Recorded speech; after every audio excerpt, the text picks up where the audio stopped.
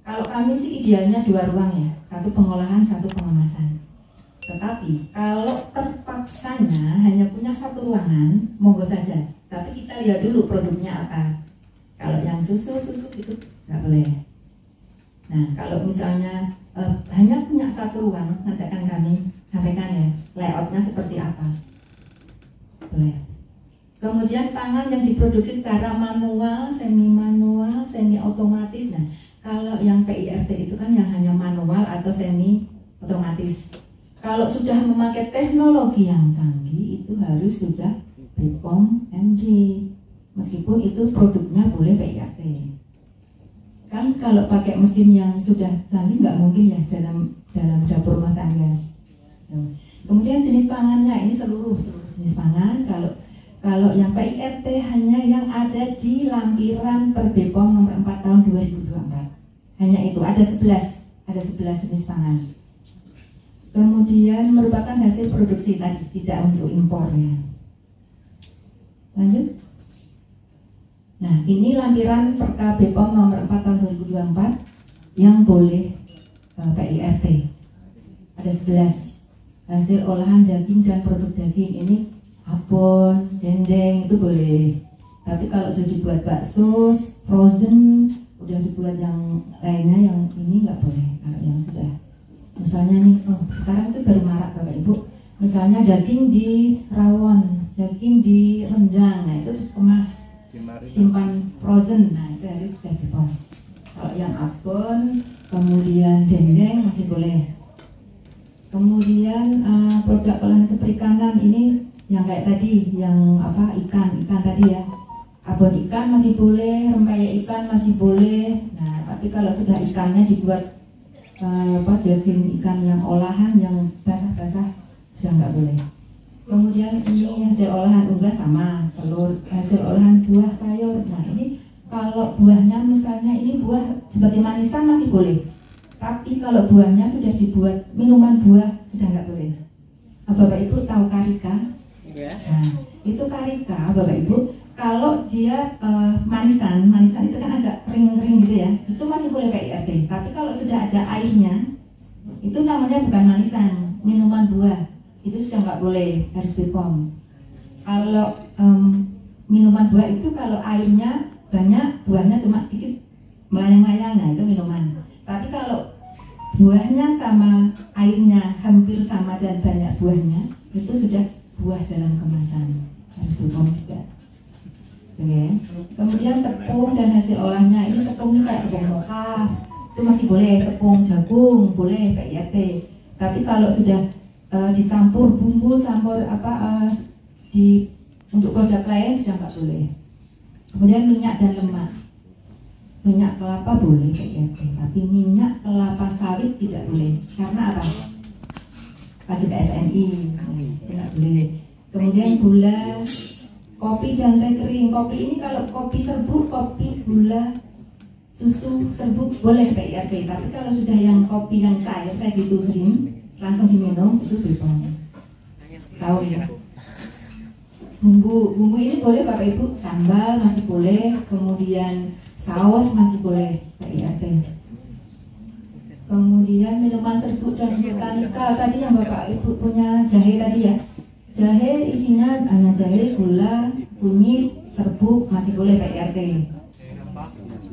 Jahe rempah kalau masih kering boleh, tapi kalau yang sudah minuman tidak boleh. Minuman. Dengan catatan bahannya itu boleh dalam ini ya, boleh untuk bahan pangan ya Bapak Ibu ya. Sekarang kan ada itu yang nggak boleh bahan pangan apa? Yang biasa susu, kopi susu yang dicampur dengan bahan yang tidak boleh, itu Purwacan kalau di Wonosobo itu belum boleh masuk pangan, nggak boleh. Jadi produk yang bahan pangannya sudah masuk daftar list untuk produk pangan. Kalau belum masuk dalam list produk pangan, dia harus melakukan kajian dulu. Harus dikaji dulu.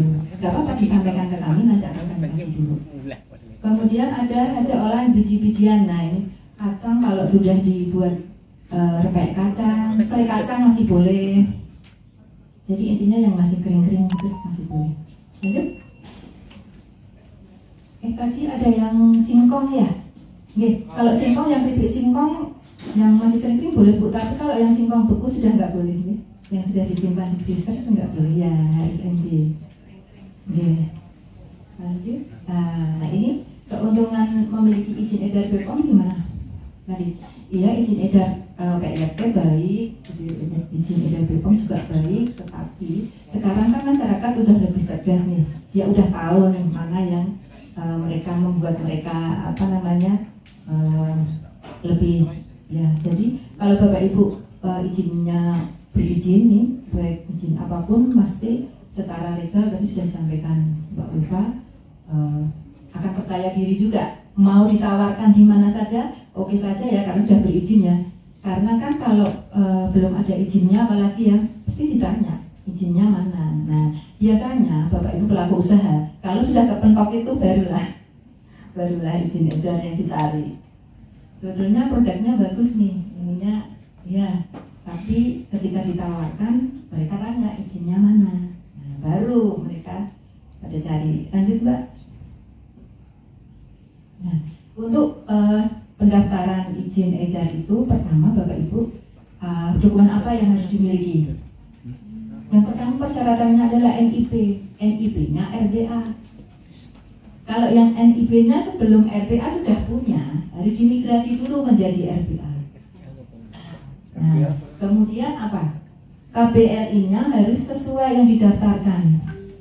Tadi ya Bapak Ibu yang saya bilang ya, ketika Bapak Ibu punya buah didaftarkan, ini manisan, KBLI-nya sekian, tapi ketika nanti minuman buah, KBLI-nya beda lagi.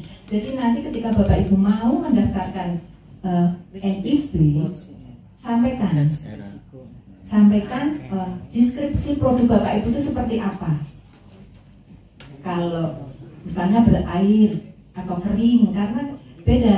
Jadi ketika Bapak Ibu menyampaikan minuman karika saya manisan Bu, nanti sama teman-teman diadop ya, masuk KBLI manisan. Ternyata ketika ada pendaftaran, di pendaftaran produknya dia ternyata minuman buah, KBLI-nya beda, nggak bisa masuk.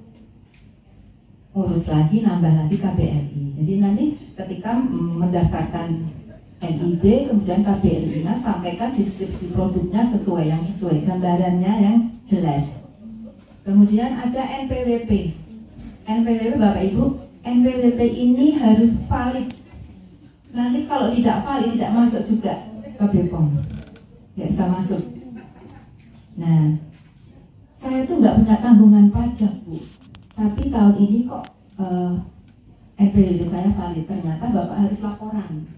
Meskipun nihil, nol, tidak ada apa-apa, tapi harus laporan bahwa tahun ini nol, nihil. Kemudian ada email aktif, jadi Bapak Ibu nanti akan semuanya melalui email. Kami berharap Bapak Ibu kalau untuk proses perizinan semuanya menggunakan email yang sama. Kalau komisi ikut aja, emailnya samakan dengan yang di OSS, biasanya kami bilang gitu. Dan jangan sampai lupa passwordnya. Ini password yang pertama ya, email.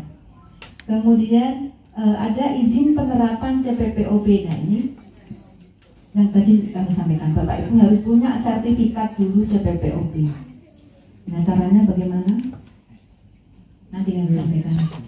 Lanjut Mbak. Nah ini cara untuk